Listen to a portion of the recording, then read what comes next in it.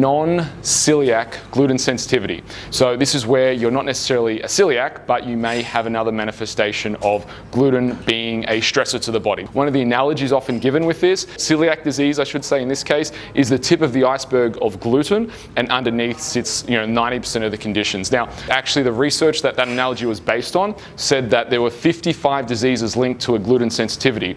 That's actually not true, and that's not what the research said. The research said that there are 55 diseases linked to celiac disease, and that's a very important point to look at, because the fact is, gluten sensitivity is saying that you can have a sensitivity of 55 diseases linked to gluten, versus if you're a celiac, you have 55 diseases linked to being a celiac. So if you are a celiac, the flow-on effect of that is quite catastrophic, because obviously you're affecting your absorption. It can affect things like osteoporosis, it can affect things like memory, liver function, all around, or anything to do really with autoimmune, and autoimmune problems are quite diverse in terms of how they present, along with gut issues. So that's a very important point.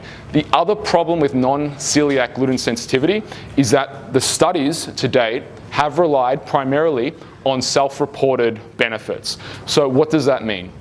It means there are really no objective markers right now that we can diagnose a non-celiac gluten sensitivity. What it relies on is two groups. One group has no gluten, and they report, I feel better from not eating gluten. Now, is that better because they're controlling calories, eating less, and they feel better for that reason? Perhaps, but there are obviously other factors, potentially cutting out gluten. People are selecting better foods, maybe eating more protein, eating more vegetable, and that's why they feel better. Is it specifically gluten? We don't know for sure, and that's where the pushback from, I suppose, mainstream nutrition, mainstream medical communities come at with non-celiac gluten sensitivity, is the fact that there aren't objective markers. If you've enjoyed this video, and for future updates, make sure you subscribe to our channel and ring that bell. Also, check out Eat Your Way to Abs for the first chapter of the book that I'm going to be releasing very, very soon. Until we see you on the next video, train hard, eat well, and supplement smart.